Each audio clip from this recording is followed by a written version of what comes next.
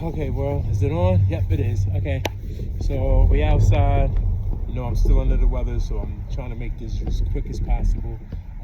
I am actually not in the same location where I normally do my heel-to-toe walks. And the reason why is because there is an incline decline with the sidewalk there. So I came to a different section of our complex to do this. So the IKDC evaluation has asked about how running straight ahead. So I really wanted to do this on level ground. So I'm going to walk this. I'm going to try to do 10 to 15 yards. So I want to see how long this is real quick. So I'm just going to walk it out.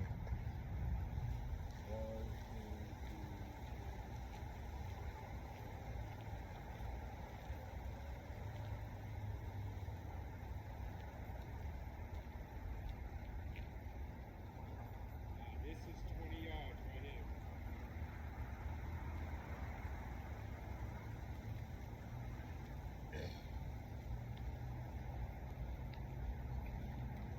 I forgot my earbuds, so I don't know if you heard me, but when I was going like this, that's 20 yards approximately.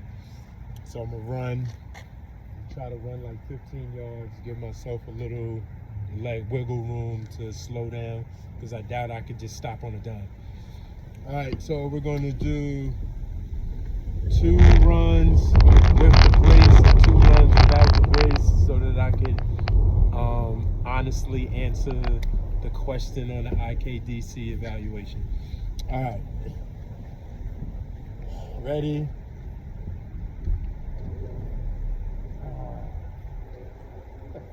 I'm nervous because I haven't ran. This is my first time trying to run. So I showed y'all some footage of this past summer of what you see me doing. That was this past summer, running on the track. All right. So we're gonna see the I just want to show a comparisons of before the injury as post-op now. Ready? Go.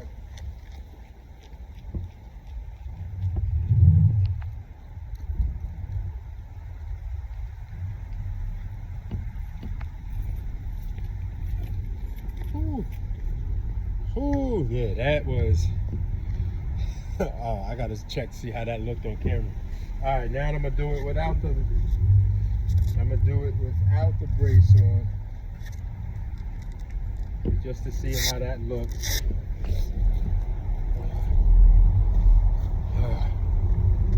Ooh, yeah, I will tell you this.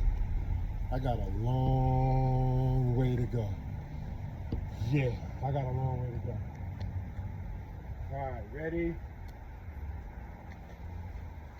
Go.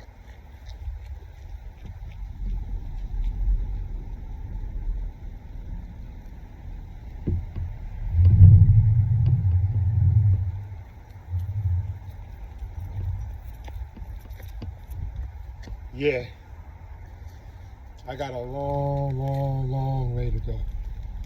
Okay, so I see why physical therapy hasn't had me start any running exercises or anything like that. And that's because I am nowhere near ready for it. However, what I will say is this.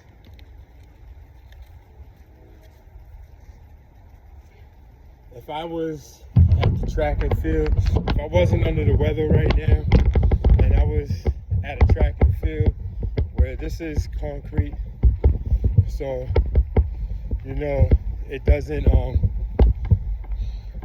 when I step, I'm getting the full impact because the concrete doesn't bow or bend. Whereas if I was on, that's why I don't play basketball on concrete no more. I haven't played basketball on concrete in like 5 years or so, because I always always been feeling it in my hips, knees, and ankle. But for what I was about to say, my damn it's windy, is that if I was at the track and field, where the track has this spongy, I don't know what that material is, but that would be there'd be less impact on my knee, and I probably would do less limping. Come on. Oh. And I'd probably do less limping.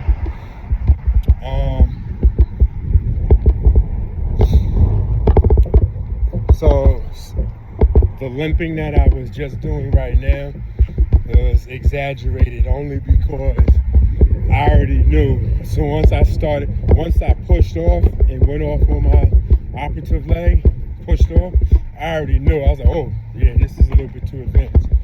So I didn't. It was best that I limp sprint. Is that a word? So if not, I just created a new word.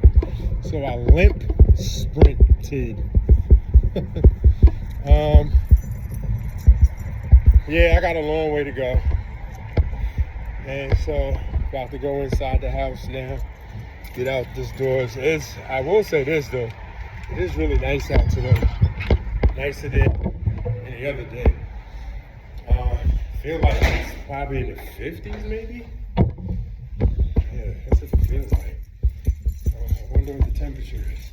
But it's definitely warmer than normal. It's windy out, but warmer. Alright, so I'm back here now. Let me get back to the episode. Okay. Alright, so we're about to check out a couple of things with the brace on and without the brace on for this IKDC evaluation. So two of the questions asked is sitting down with my knee bent. So with the brace on, I don't feel anything. I mean, I felt a little stretch near the kneecap, but it wasn't pain. And the second question was rising up from a chair. All right, so let's see how this looks. Okay, I feel it a little bit, pressure. Let's see. Bending, sitting down in the chair, I'm fine with the brace on. Standing up, I'd say 48, 52, favoring my left leg. Let's try without the brace.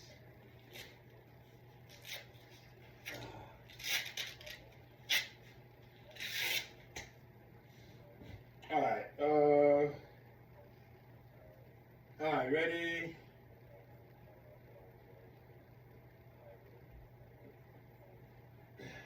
Yeah, I just sit, my knee is bent, I don't feel anything. Not at all. All right, let's stand up, rising from the chair.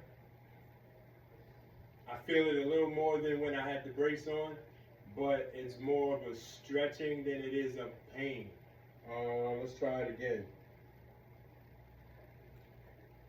All right, so ready? So I feel it in my knee. I feel it in my knee. So when I answer the question, I think I know the answer I'm going to. I don't know all the different answers that are there, but I kind of think I have a better perspective of how to answer it now. Yeah, I can bend my knee. Now, what I can't do, so this is more than 90-degree angle. You see what I just did with my good leg? I can't do that. I can get about here. That's about the way I can get to. That's the max. This is a normal, all right, this is normal sitting. my good leg, my operative leg, right there. I don't know what that degree. I don't know what that degree is, but that's as far as I can go. Let's see if I can show you.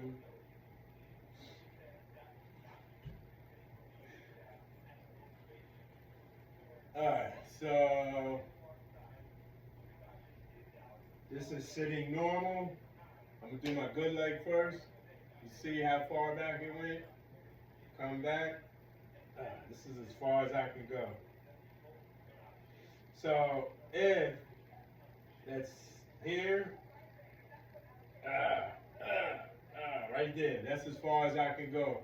You can see my good. You can see my foot between the chair of how far my good foot goes, and then you can see how far back my operative knee goes.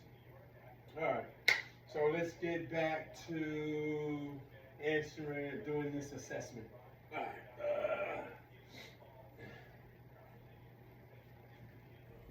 Okay, on lights. Let's get this going. Mute. I just can't get enough of the fans. Mute. I can't get...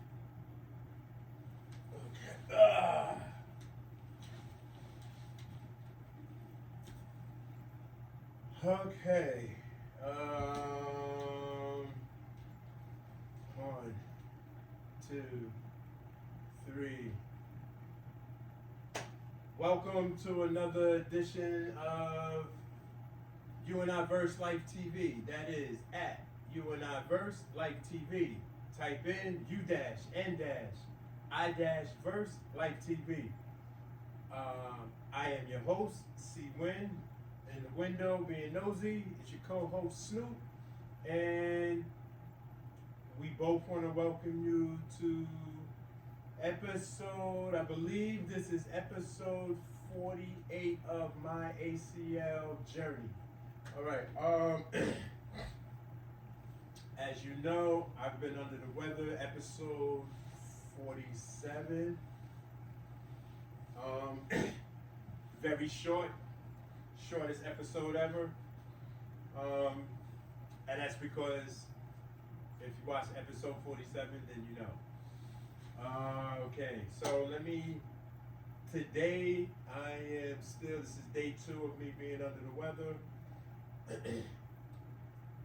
The fact that I don't have any phlegm or any of that is the reason I haven't gone to the doctor, so this is like something that I feel is gonna pass through. I'm actually feeling a little bit better. I keep sneezing and my throat is a little scratchy, but I don't have the joint ache no more. I never had a fever, so that's good. I truly, instinctively, I believe I just caught some type of bug, and it's gonna go through me. I've been drinking a lot of liquids. I got my tea here, got my cereal there. I haven't lost my appetite, so that's a good thing. All right, but today's episode I did yesterday and today thus far. I haven't done any knee exercises of any sort.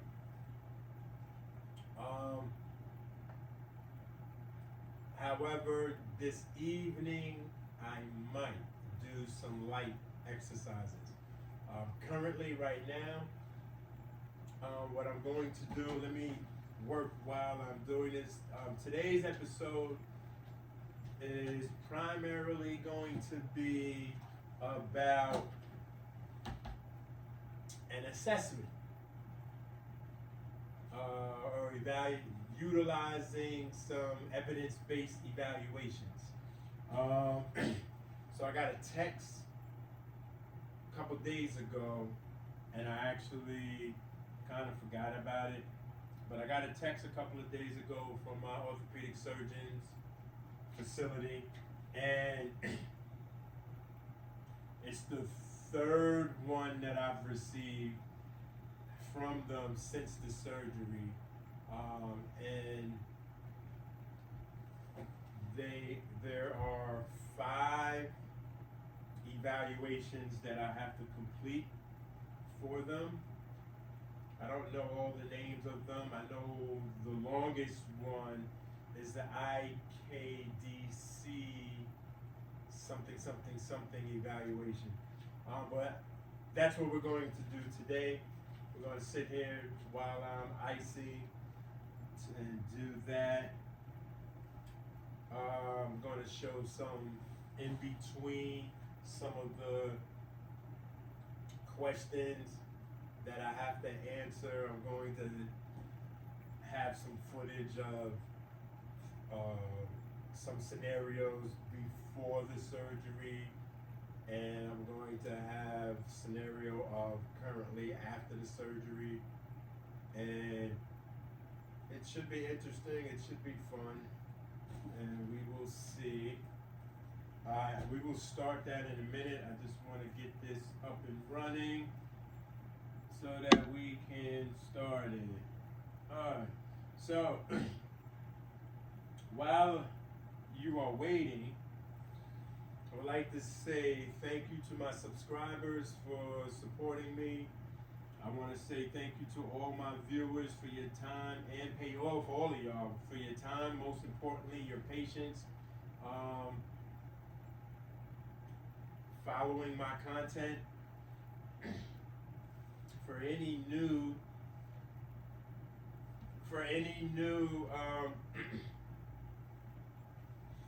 viewers, I would like to say, first, welcome.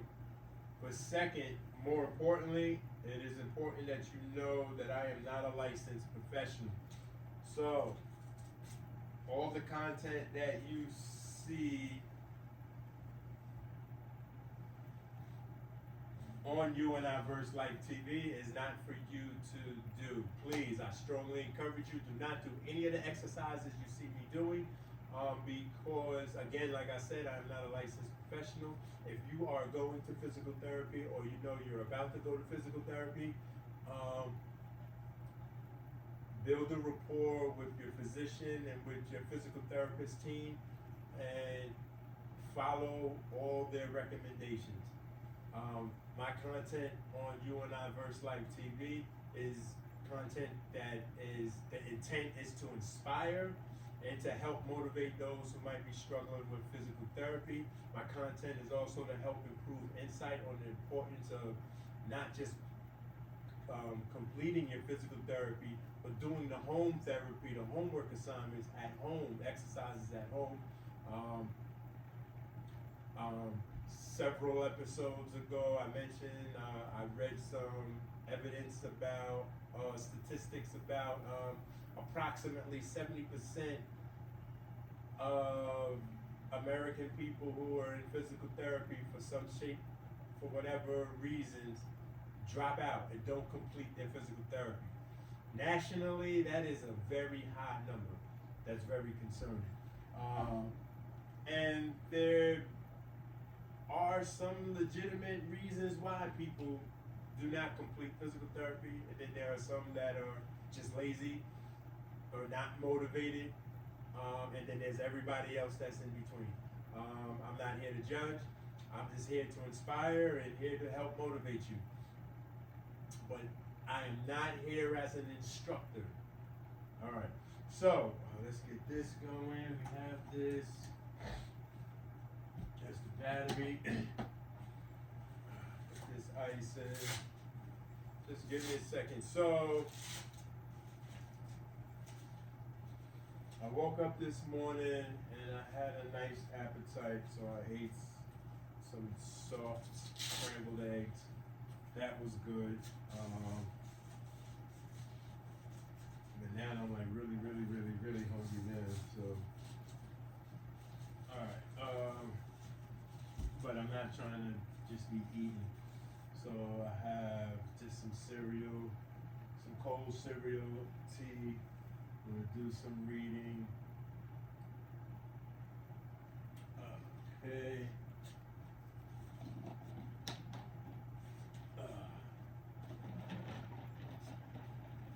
There you go.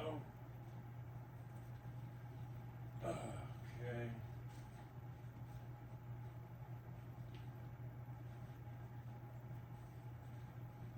Okay.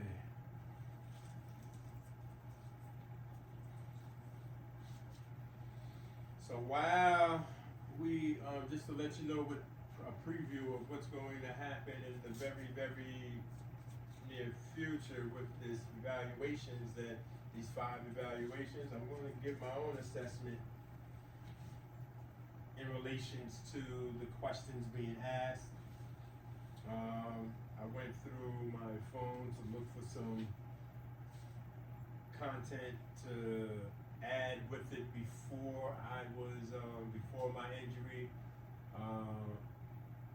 to use as examples. I have, earlier I took some video content of currently to some of the questions that's going to be asked, and we're going to go through it together.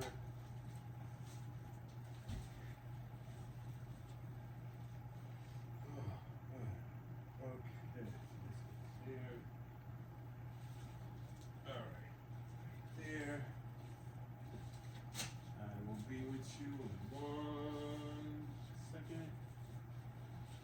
Oh, just also for my new viewers, I am my own cameraman, and that is one of the reasons my content looks or appears amateurish, and that is because I am an amateur at all of this. This is a lane that I've never really thought that I would ever explore. And I ain't even talking about because of the injury, but you know, social media is not something that I'm a big fan of. I mean, I have social media platforms, but I've never really been that person that's all day, every day on my phone. I can't do it. But I really was inspired once this injury happened. I was really motivated and inspired to get better, to get back to a sense of normalcy for in my life. And I thought, I was like, you know what? I should document my whole recovery process, the whole thing, and just see how it goes. So that's what I've been doing. This is the most, you know, I wouldn't say I've opened up myself to be a glass house, but for the most part, in relations to my ACL recovery process, I pretty much trying to be as open as possible, but at the same time being private and, you know, respecting my wife and my family's boundaries as well. And I will say this, I am having a good time doing this. I've had a couple of the 40 plus episodes that I have. I think there's about 3 episodes that were, I struggled, was challenging.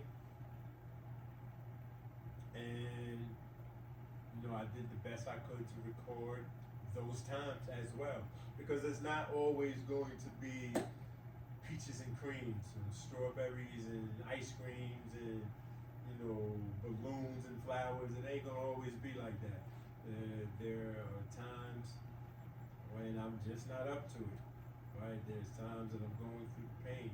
There's times that I clench my teeth and push forward as fast as, you know, as hard, as best as I can. But the whole experience is not something I want to do again. But it is something that I hope can help somebody with their medical issues pushing forward to get themselves healthy. All right, so I have this. Oh, let me put the electricity on. 1,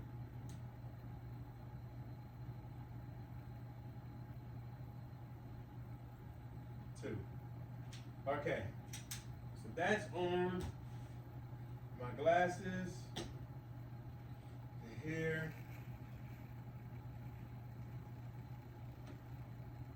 Okay.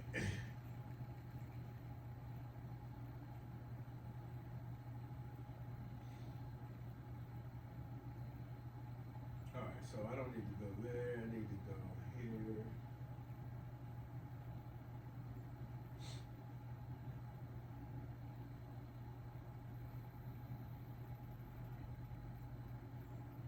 Okay, so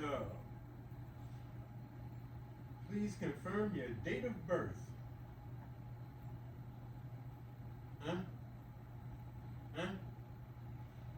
1969.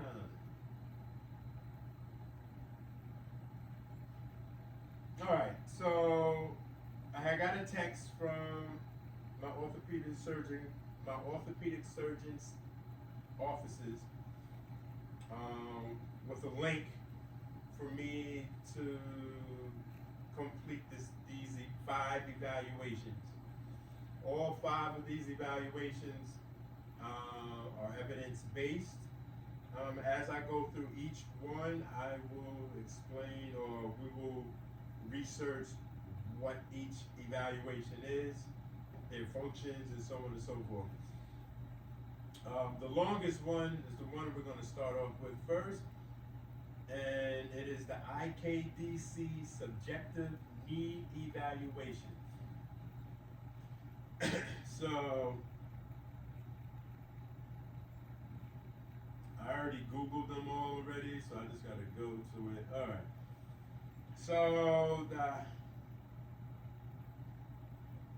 I'm not going to go through the whole studies, but I am going to just give you a sense of what each are. So the IKDC Subjective Knee Evaluation is a patient-reported questionnaire used to assess a person's knee function and symptoms by evaluating aspects like pain, stiffness, swelling, and ability to perform daily activities in sports. Based on their subjective perception, with higher scores indicating better knee function, it stands for International Knee Documentation Committee, which developed the form.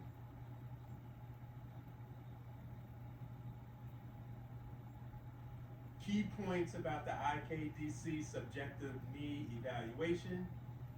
Focus areas. It assesses 3 main categories: knee symptoms, sport activity levels, and overall knee function. Scoring. The questionnaire is scored by summing up individual item responses, resulting in a final score between 0, worst function, and 100, best function. Application. Used by healthcare professionals to evaluate patients with various knee conditions like ligament injuries, meniscus tears, osteoarthritis, and patellofemoral pain. Patellofemoral pain, excuse me. All right, so let's see the questions here. Okay, so let's start the IKDC Subjective Knee Evaluation. Symptoms. Grade symptoms at the highest activity level at which you think you could function without significant symptoms, even if you are not actually performing activities at this level. All right, I understand. So the first one is, what is the highest level of activity that you can perform without significant knee pain? So there's five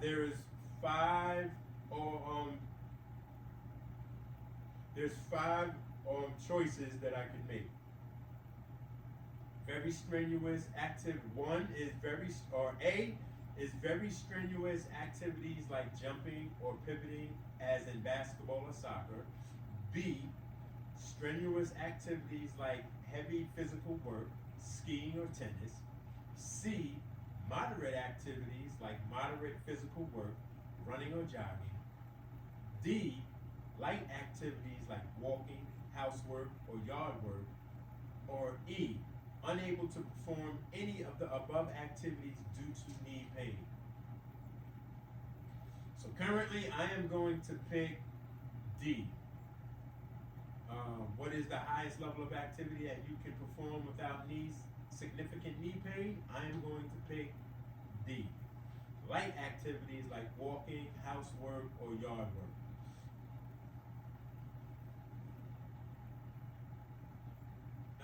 Okay.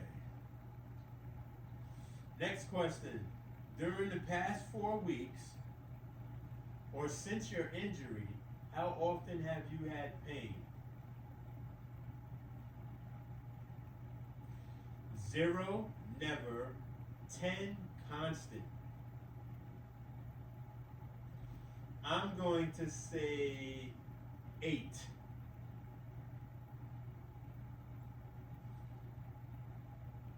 Yeah, I'm going to say 8. Because, well, I'll answer it with the next question. If you have pain, how severe is it? 0, no pain at all. 10, worst pain imaginable. I'm going to put a 4. And the reason I'm going to put a 4 to that question is because I've been feeling pain since the surgery. I've been feeling pain, since the surgery. And I say week 1 into week 2, the pain was 8 to 10. But now that I'm in week 5, I believe this is, the pain is I still have pain every day. I feel my leg every day. However, the pain is manageable now. So in the past, during the first week, I couldn't lift my leg at all. I had to use my hands, right? And by using my arms and hands, I would be in great pain. I'd be, oh, ooh, right? That's how I was like that. And I'm not like that anymore, but I still feel pain there is the reason I put a 4, because the pain is manageable, is there. I stopped taking the opioid medication and dealt with just the ibuprofen. And I really think that oh man, I think because of this light, I don't know if y'all can see me or not, because of the light behind me. I'm sorry, I'm all over the place. All right, so I give myself a 4, where it's not severe, but it's there. All right, so next question. During the past 4 weeks, or since your injury, how stiff or swollen was your knee? A, not at all. B, mildly. C, moderately. D, very. And E, extremely. I'm going to put very.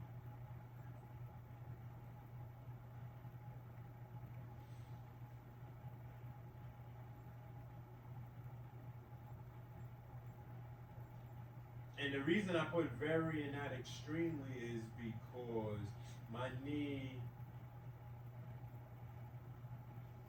there has been improvement in the past 4 weeks, where it was extremely at first, but there has been inflammation has been reduced, and but I still have swelling there that's very noticeable. So I will say very. That's what I put it. All right, the next one is, what is the highest level of activity you can perform without significant swelling in your knee?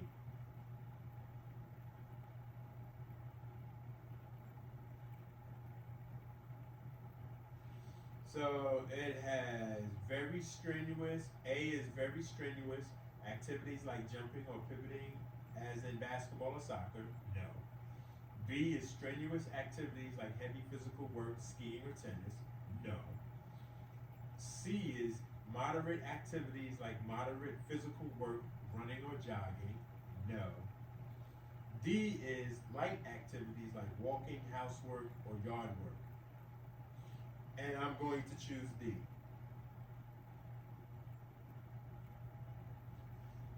All right, next question is, during the past 4 weeks or since your injury, did your knee lock or catch? No. I'm writing no to that because I will not lie though. There was a couple of times during the first 2 weeks when I would do the heel slides when they were infamous, and I was unable to really, like, it felt like it was going to lock, but it didn't. So that's no. Next question is, what is the highest level of activity you can perform without significant giving way in your knee? A, very strenuous activities like jumping or pivoting as in basketball or soccer? No. Strenuous activities like heavy physical work, skiing or tennis? No. C, moderate activities like moderate physical work, running or jogging? No. D, light activities like walking, housework, or yard work? Yes, that's what I'm going to choose. Or E, unable to perform any of the above activities due to giving way of the knee? No. So I don't know if I could do yard work because I live in a complex, but I can walk, and I do some chores around the house. I've been cooking. I've been washing dishes. I've cleaned the bathroom. So yeah, I could do those stuff. All right, next questions are related to sport activities. Specifically, what is the highest level of activity you can participate in on a regular basis? A, very strenuous activities like jumping or pivoting in a as in basketball or soccer. B, strenuous activities like heavy physical work, skiing or tennis. C, moderate activities like moderate physical work, running or jogging. D, light activities like walking, housework, or yard work. Or E, unable to perform any of the above activities due to knee. I am putting D, light activities like walking, housework, or yard work. All right. I don't know what this means. IKDC 9 with a little star. How does your knee affect your ability to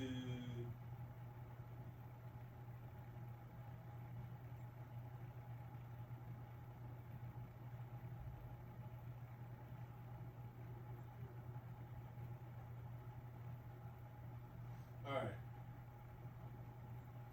How does your knee affect your ability to go upstairs? A, not difficult at all. B, minimally difficult. C, moderately difficult. D, extremely difficult. And E, unable to do. I'm going to put minimally difficult. I can pretty much go up the steps. I feel like there's pressure and there's a little pain, but I think it's minimally. I think it's higher than moderately, and I could actually go up the steps without limping for like 4 or 5 steps before I start to really feel it. So I'll say minimally. How does your knee affect your ability to go down steps? With the same 5, not difficult at all, minimally difficult, moderately difficult, extremely difficult, unable to do so, I put moderately difficult. And the reason I chose moderately difficult going downstairs is because I do not have control on my operative leg So I come down with a boom. I can walk down the steps. My knee will bend, but my knee will not give me, my leg won't give me control to bring my good foot to the lower step. So I will put moderately difficult for that. And that's what I'm working on now, is gaining control on when I do step work. All right, next question is kneel on the front of your knee. I had to go try that earlier today. So the answers are not difficult at all, minimally difficult, moderately difficult, extremely difficult, unable to do. I put moderately difficult. I tried it this morning, earlier today. The reason I put moderately and not extremely difficult is because I can get on my knee. At first, I thought I couldn't, right? I can get on my knee on all fours, and then rising up was challenging. Like I got on my knee, both knees on all fours, and then I rose up, and the first time I rose up, I leaned toward my left good knee, and then because I felt the pull, like when I do, like when week 2 of heel slides, when my heel slides was infamous, I felt that that pull, and I was like, oh, so it made me nervous at first, but then I took a deep breath and I did a second attempt, and then I was able to get up onto my knee, both knees, and then I felt comfortable to evenly balance myself on both knees, and I felt the pull. I couldn't lean back. I had to sit up straight. But that's something that I'm going to start adding to my exercises. Just kneeling on my knees. Now, what I can't do, I can't just bend down onto my knees. I can't do that. So that's why I put moderately difficult. All right, next question is kneel on the front of your knee. Oh no, I said that already. Excuse me. Next question is squats. Not difficult at all, minimally difficult, moderately difficult, extremely difficult, unable to do. I put moderately difficult. And the reason I put moderately difficult is even though, yes, I could do squats, like I could bend my knee in a squat formation, like I could do good squats with the ball, but when it's time for me to do squats without the ball, I have a very difficult time balancing my weight on my heels. I keep going up onto my toes when I'm squatting. So I don't want to say it's extremely difficult because I can do the squats. I'm just putting a lot of pressure on my knees by putting the weight on my toes instead of on my heels. And so that's why I put moderately difficult. All right, so the next question is sit with your knee bent.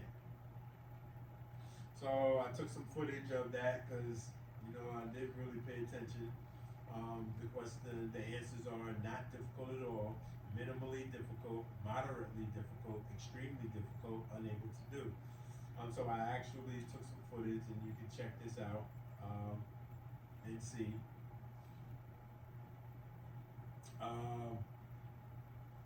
So I put not difficult at all. I could sit with my knee bent, no problem at all. And then I had to take some footage of the next question, rise from a chair, right? So again, the answers are not difficult at all, minimally difficult, moderately difficult, extremely difficult, unable to do. I chose minimally difficult. I could feel the pressure on my knee when I stand up from the chair. I put some footage, you can check that out as well.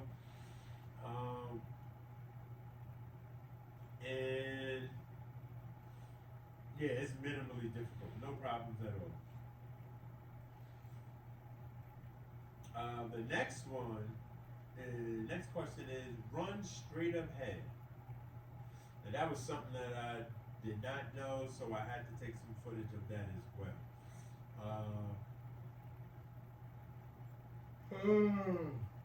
Why does that look like that?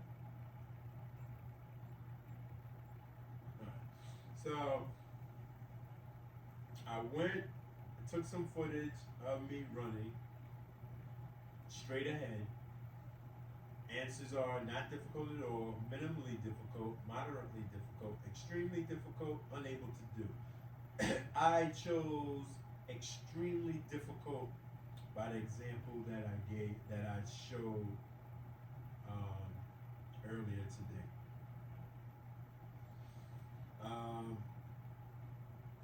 Going on a flat surface and going on a, excuse me 1 second.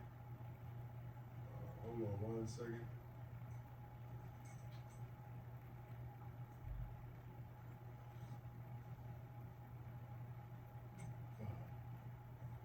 Going on a flat surface made it a little bit easier for me. Like I said in the footage that I showed, I was on concrete and I could feel the concrete, and so I put extremely difficult because I could run. Like if there was a fire in the house, I'm gonna get up out of there, right? But it's not really running what I did. But I didn't want to put unable to do because I was able to move. I was able to put something on it. I really want to get to the track and field. The outdoor, we're at the football field. They got the little track that surrounds the football field, and really work on that. Once the physical therapist team give me that clearance to start doing that, I'm going to be doing that frequently. And I really think it's going to be easier there with the sponge-like surface that they have at that track and field. I don't know what that material is called, but it's definitely not concrete. All right, so I put extremely difficult. Jump and land on your involved leg. Of the choices, I put unable to do. I'm not even gonna read through it. I'm not even trying to do it.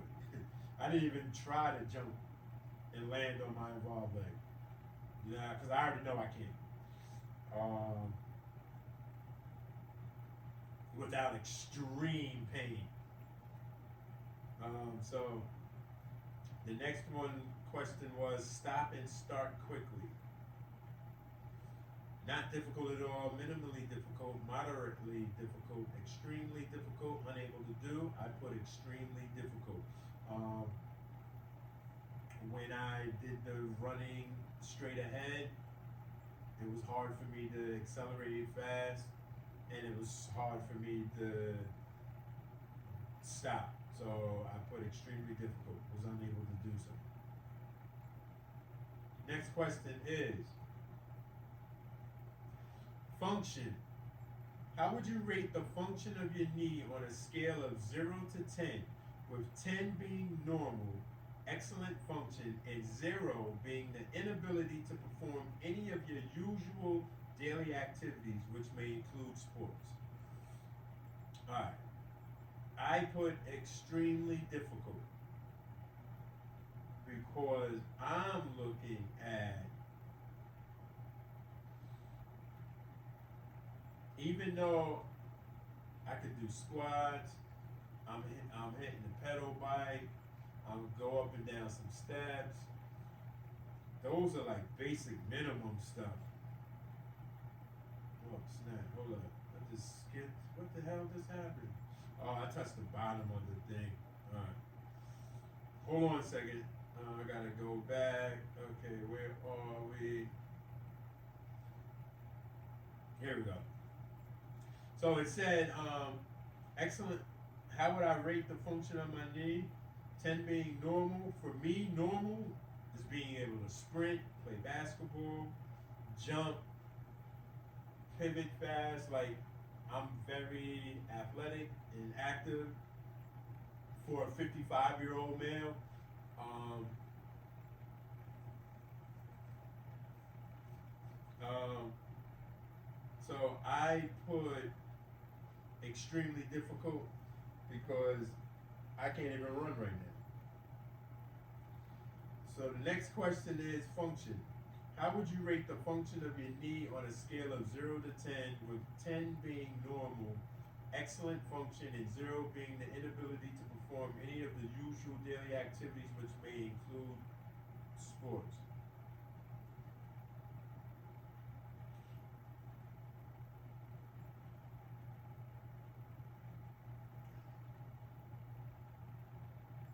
So it has function. Oh, I'm sorry. I read the same thing to you twice. So let's start over. I just gave you some inaccuracies. Um, I, I, I misinformed you, and so I need to retract everything that I just said about the function aspect. The function aspect is, again, we're going to start now. How would you rate the function of your knee on a scale of 0 to 10, with 10 being normal, excellent function, and 0 being the inability to perform any of your usual daily activities, which may include sports? So the first question is asking function prior to your knee injury.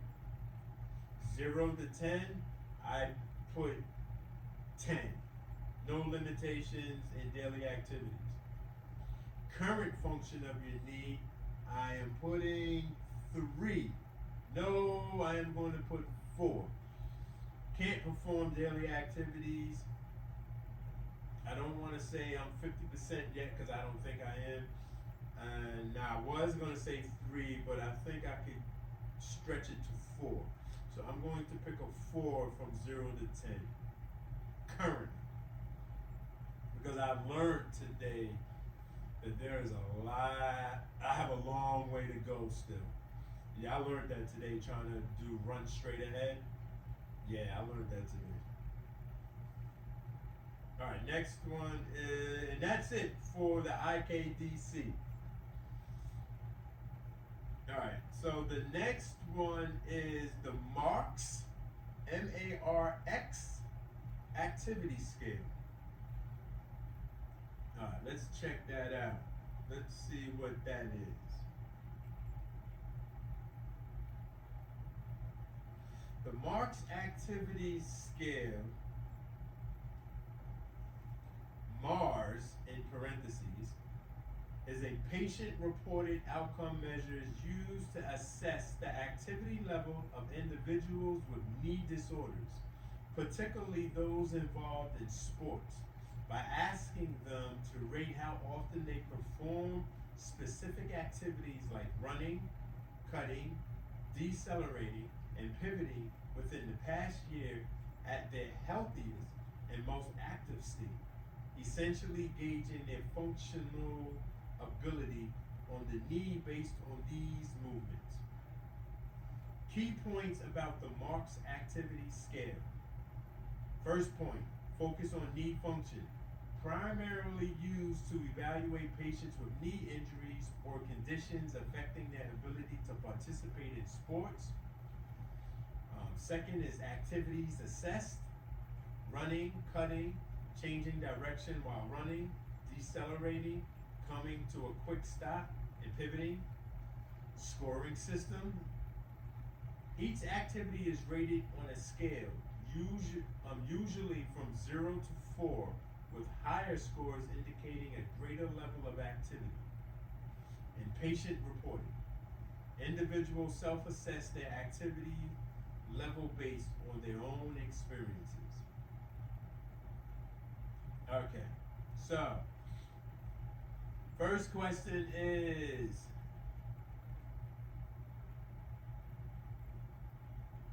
MARX activity scale. Please indicate how often you performed each activity in your healthiest and most active state in the past year. So the first question is running while playing a sport or jogging. A, less than 1 time in a month. B, 1 time in a month. C, 1 time in a week. D, 2 or 3 times in a week. Or E, 4 or more times in a week. I am choosing D, 2 to 3 times in a week. I play basketball twice a week, Sundays and Wednesdays, Sunday mornings, Wednesday evenings. For the most part.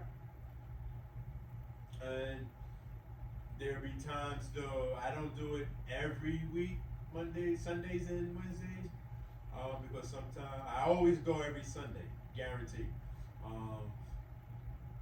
And then depending on how many games I've played and how sore I am, if I'm too sore, because I have spinal injuries, so some Wednesdays I may not be able to play, and that's because of my spinal injuries from my car accident.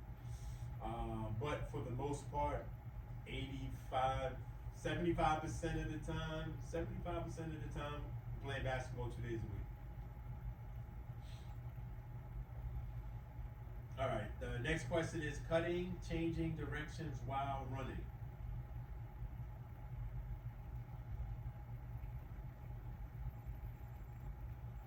I put 2 to 3 times in a week, because playing basketball, I do those things. And then is deceleration, coming to a quick stop while running. I put 2 to 3 times in a week. And then the last question is pivoting, turning your body with your foot planted while playing sports, for example, skiing, kicking, throwing, hitting a ball, golf, tennis, squash, etc. I put 2 to 3 times in a week, because I have to pivot in basketball as well. Alright, so that's what I put. Now, all of these assessments, that's the second assessment. I guess they score it. I'm just answering it. There's nothing here giving me a scoring system to evaluate. When I go back to my third follow-up appointment with my orthopedic surgeon, I'm assuming he will have read all my answers and will assess, make an assessment from my answers plus his own evaluations and assessments, and we will move forward, and hopefully my driving restrictions will be lifted. Anyway, so the next one is the PROMIS, P-R-O-M, all caps, P-R-O-M-I-S, and then it's global, capital G, global 10. So it's PROMIS, global 10. Let's see what that is.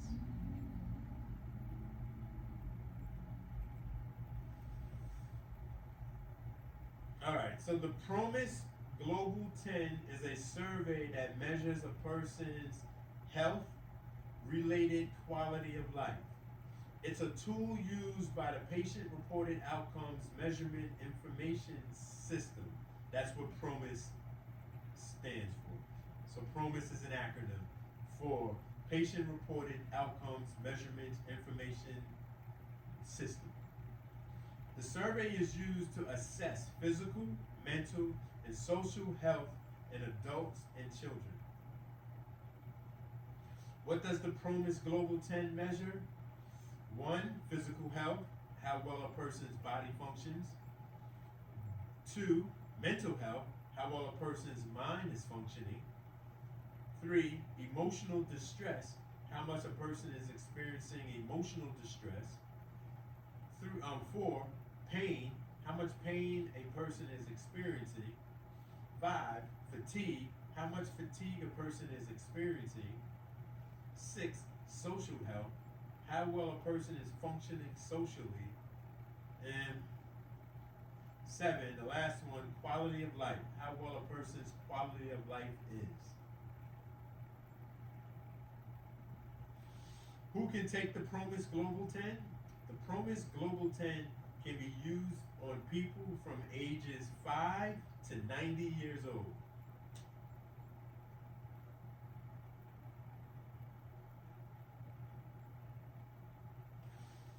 How is the Promise Global 10 used?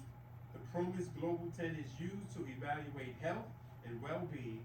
It can be used to identify quality of life and global health risks in patients. All right, so let's start this evaluation. Global Health 1. Please respond to each question or statement by marking one box per row. In general, would you say your health is excellent, very good, good, fair, or poor?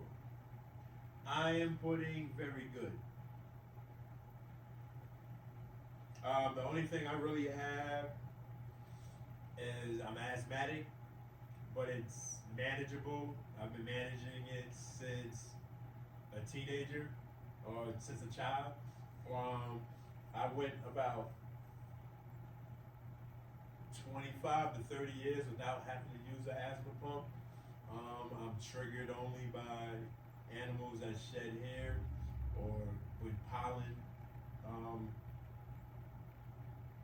Pollen, and I think dust might trigger my asthma too. I have cholesterol issues at one point, but it's manageable. I was on medication at one point, but outside of those two things, I'm in very good health for a 55-year-old male, African American male at that. Yeah, I'm in very good health. I'm not going to say excellent. In general, would you say your quality of life is excellent, very good, good, fair, or poor? I will say good. And the reason I will say good, my quality of life is good, is because currently I'm not a homeowner yet. Me and my wife, we're currently not homeowners, and so because of that, if I was a homeowner, I'd say very good. Outside of that aspect, my quality of life, and I ain't rich, but I ain't poor neither. So, I get by. The things that I enjoy in life, the quality of life that I enjoy, I get to do. And so, yeah, my quality of life is good. In general, how would you rate your mental health, including your mood and your ability to think? Excellent, very good, good, fair, or poor? I will say very good. The reason I will not say excellent is because I was diagnosed with ADHD as a teenager. My parents had me on medication. I had to take Ritalin for I don't know how long, but it wasn't for long. Maybe a year. It might have been two years, school terms maybe, at best. They found out Ritalin, there was some side effects to Ritalin that my parents, they thought, hey, they don't want me taking it, and so they stopped me from taking it. And come to also find out that there are a lot of people who were taking Ritalin, got strung out on drugs at some point, some type of addiction. Anyway, I will say very good because once I was taken off medication, I was able to find my calling, sports, exercise. These are functions that these are strategies. I couldn't think of the word. These are strategies that I've been using since a teenager that help me to work with my ADHD. And so I will say very good. When my ADHD now, decades later, it sometimes will flare up, but I know when it does.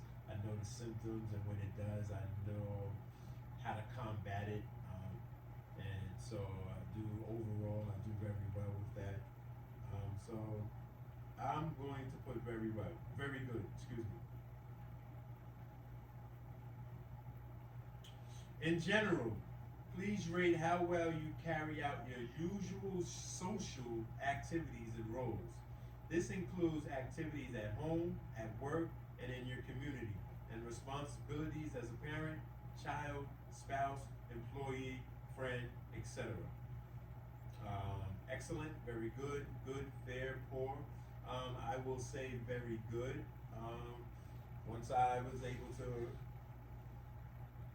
change my life around and mature into the the man that I am today, I think very good is good. I'm not going to say excellent because there are some character defects that I still work on. But I get to travel. I have some childhood friends that I'm still in contact with, and we interact. Our our families, we all interact and we do things. I mean, I'm not in the clubs no more like when I was in my 20s, but I go out. I have healthy activities that I do. Basketball is one of them. Me and my wife, me and her, we do activities together. Um, so yeah, I'm going to say very good. Global health too. To what extent are you able to carry out your everyday physical activities such as walking, climbing stairs, carrying groceries, or moving a chair? Um, A, completely, B, mostly, C, moderately, D, a little, E, not at all.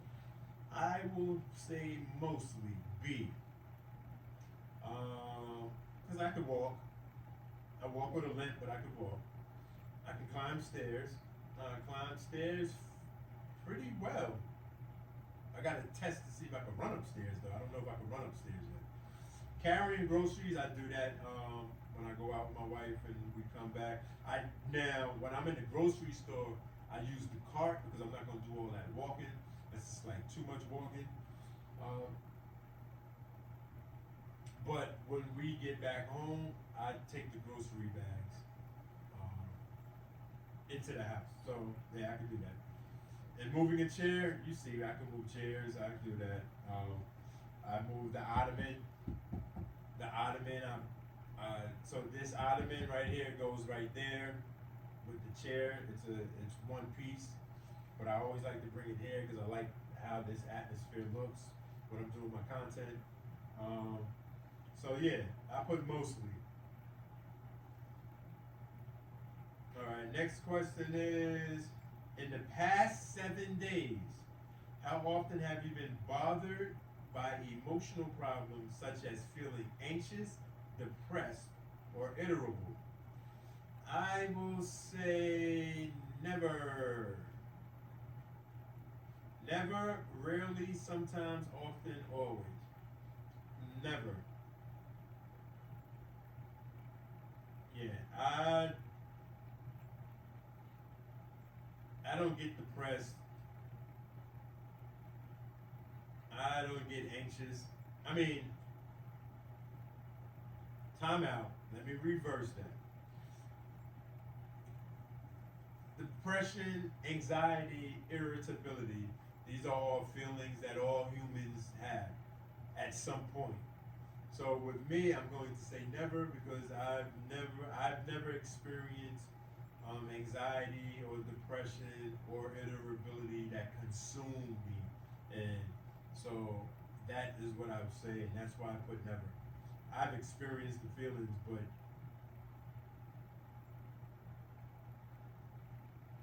I've never been bothered by it because I've always felt that. I'll say this real quick. I believe that there is no such thing as a good feeling or a bad feeling, right? People like to associate happiness, ecstatic, joy, um, comfort, these feelings. They associate it with the word good, right?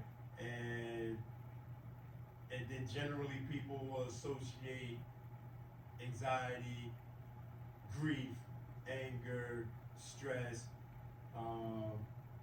depressed, grief.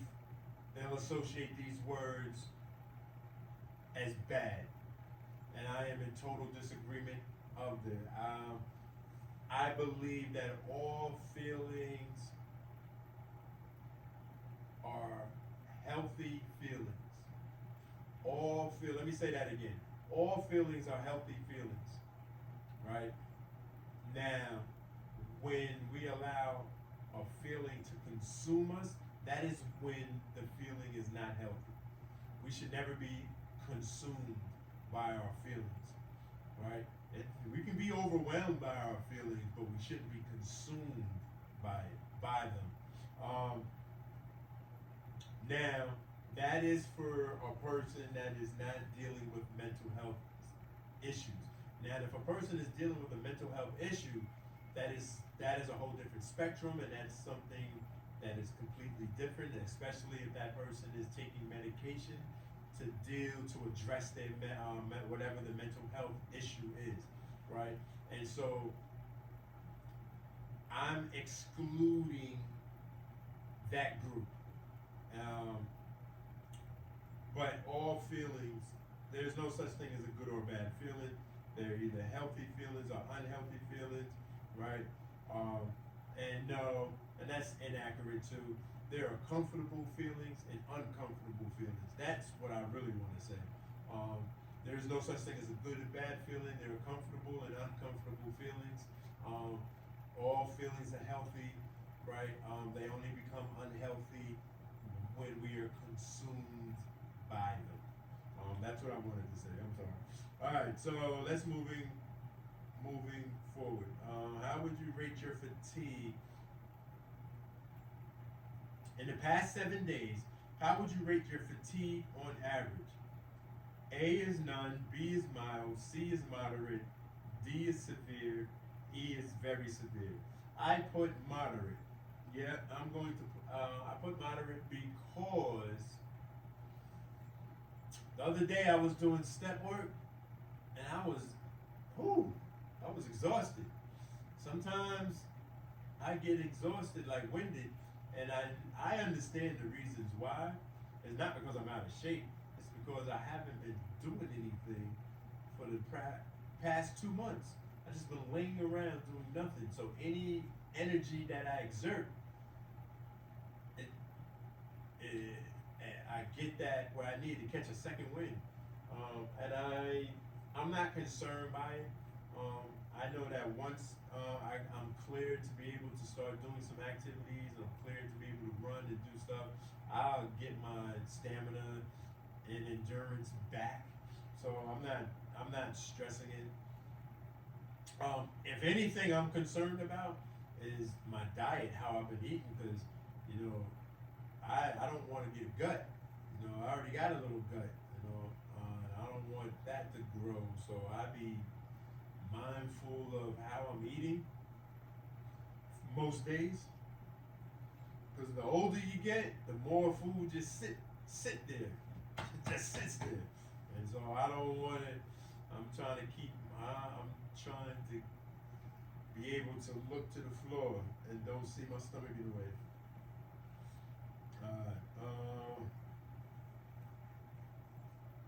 So I put moderate. Next question is, how would you rate your pain in the last 7 days?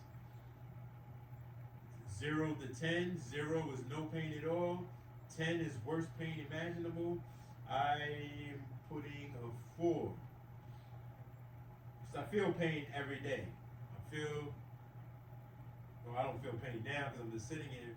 But when I get up, I'll feel pain. And do you want to know something? I did not, all this time,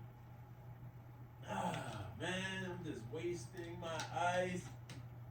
All this time, I did not put the ice machine on. All right, it's on now.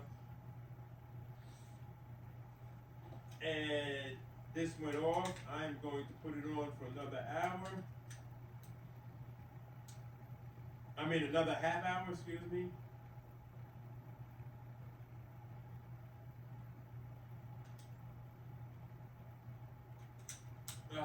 Okay, that's on for another 30 minutes. All right. I just realized that right now. Now I feel the cold. Ooh, I feel the cold. I feel it coming. Ooh, a little something missing. I felt the cold in the back of my knee, but not in the front of my knee. Now I feel it. All right, I know my tea is probably cold. It's warm right now.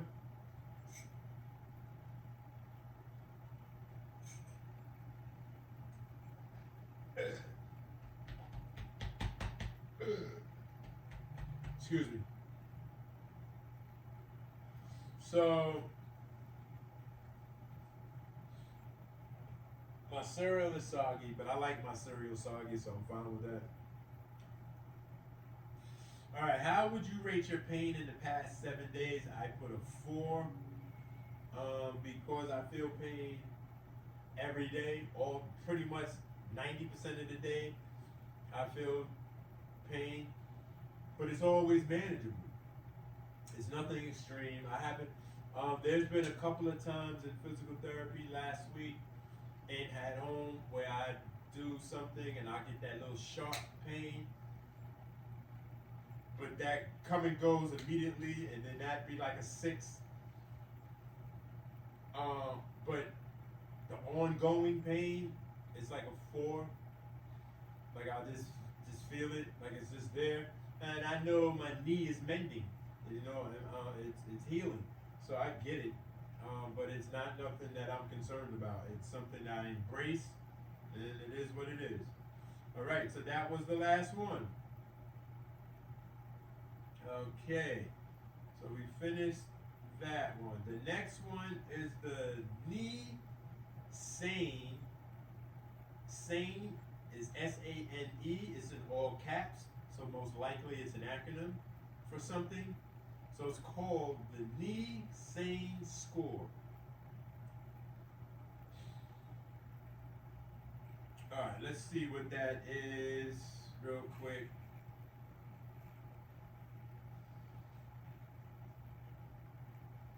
All right, so the Knee Sane Score refers to a patient's self-reported rating of their knee function on a scale from 0 to 100, where 0 represents complete inability to function and 100 represents fully normal knee function. SANE, S-A-N-E, stands for Single Assessment Numeric Evaluation, and is a simple way to assess a patient's perception of their joint health, often used in orthopedic settings to evaluate knee injuries or post-operative recovery. Key points about the Knee Sane Score. Meaning of the score. A higher score indicates better knee function, with 100 representing a completely normal knee. How it's calculated. The patient is asked to rate their knee function on a scale of 0 to 100 based on how they feel compared to a completely normal knee. Benefits. It's a quick and easy way to assess a patient's subjective perception of their knee function, allowing for easy comparison across different patients and over time. All right, so let's get back here. Knee Sane Score. Directions. Please complete the survey below while thinking about your right knee surgery. First question. If 100% is perfectly normal, what percent of normal is your operative knee today?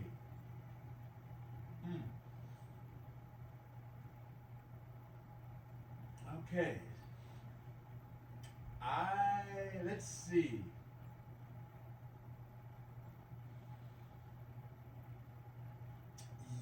Yes, no, not yesterday. I was sick yesterday, but 2 days ago, I probably would have said 70 to 80%.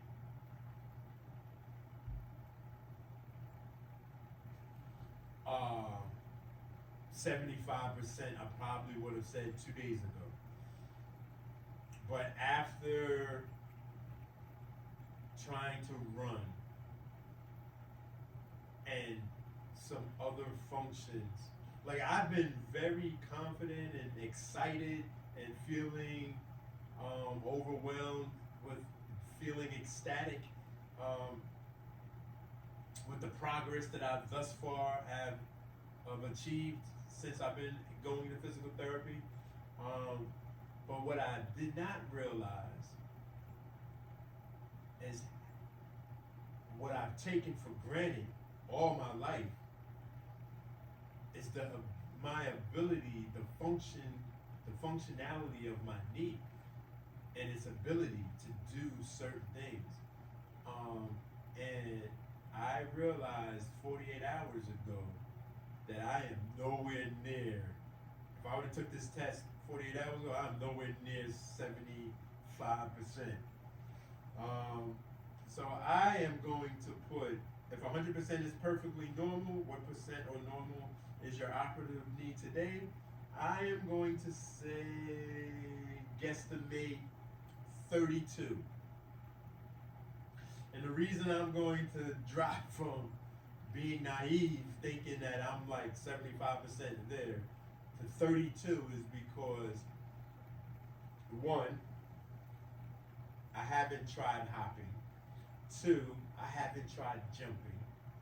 Three, earlier today, this morning, I tried to run, and you could see the difference of me running this past summer compared to me running this morning. Three, I want to be able to do I can't do a one-legged squat. Now I can do one-legged squats on my good leg. I'll show you that to you. I'll show you that later on. I used to do 10 sets. No, that's a lie. I used to do a set of 10 squats twice on each leg. And that's how strong. I got skinny looking legs, but my legs are very strong and agile and resilient and resourceful. I like my legs. Now though, I can't do a set of 10, but I know I should be able to do one or two one-legged squats now. I haven't done them in years, but I think I could do at least. I know I could do one. I think I could do two. I'm gonna try that. Yeah, I'm gonna try that. Check it out and see. But I can't do a squat, a one-legged squat. I can't even do a regular squat without rising, putting pressure on my toes. There are other knee functions that I'm currently unaware of that as time goes on with physical therapy, I am going to be made aware of. So I say currently I am approximately 32. That's what I'm putting. Next question. How would you rate your non-operative knee today as a percentage of normal? 0 to 100 scale, with 100 being normal. Okay, I will say, I think I must put 90. And the reason I'm gonna put 90 is because this past 2 months, I've put a lot of wear and tear on my good knee, on my good leg, on my good hip, with the limping. I don't have no pain. It's good. I can do a lot of things, but I know that I've added stress to my good leg to overcompensating my surgery, my operative leg, and that's normal. Now, what I don't know is is 90 too high? Because even though I feel, sometimes I get tightness in my hip, but I don't get no pain in my knee going up the steps. Sometimes the arthritic stuff that I've always had, that's the same pretty much. So what I don't know is if And that's a question that I'm gonna ask my orthopedic surgeon. Because I'm gonna say 90, but it could be less. It could be 80. I don't know. But I'm going to say 90. And that was a very fast score. That test, the knee sane score is done. That was it, just 2 questions. All right, the last one is the knee pain VAS. VAS is all caps, and I am again under the assumption that that is an acronym for something. So let's check it out and see.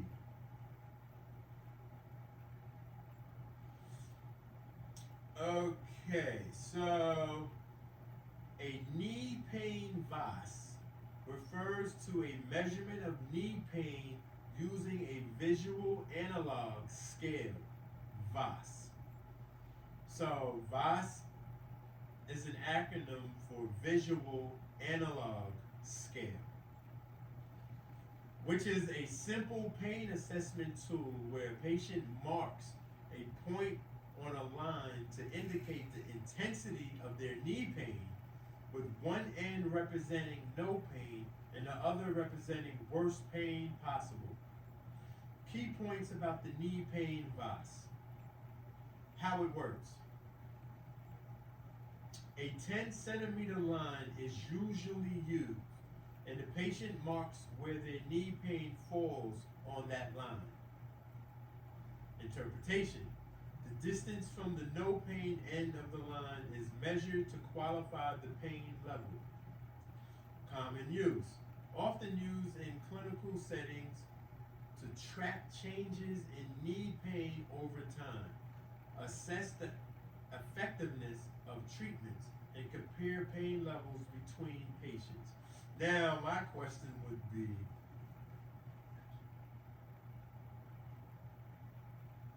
a 10 centimeter line is usually used, and the patient, all right. I don't know what 10 centimeters, how long that is. I don't know how that line is used.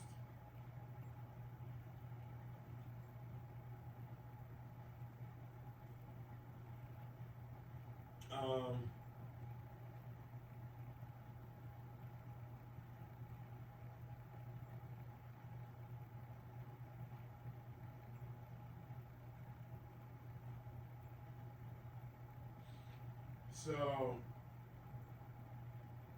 how would you describe your knee pain today? It has 0 to 10, 0 no pain, 10 excruciating pain, and excruciating pain goes from like 7.5 to 10. And then unbearable pain goes from like 5 to 7.5. And then worst possible pain goes from 3.13 to 5. And then there's a space of blankness where there's nothing, and that's from like 0.8 to 3, and then 0 is no pain, from 0 to 0 from 0 to 0.7.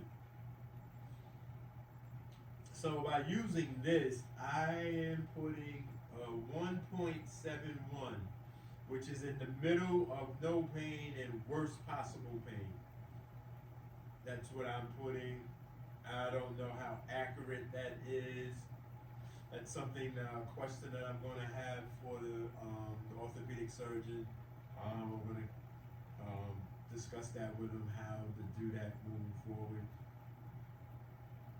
And we are finished. I have no more outstanding tasks to submit to my orthopedic surgeon. All right. So, thank you for that.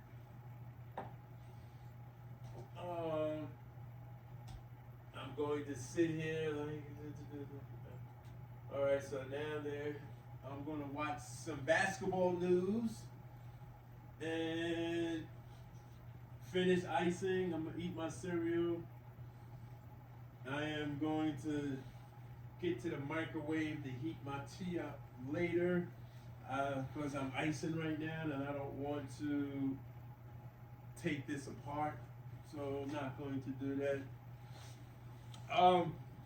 I believe that tonight, if I'm feeling more better, I will do some exercises, some light exercises. I don't know which ones as of yet, but I do want to do something. Yesterday I was in bed all day.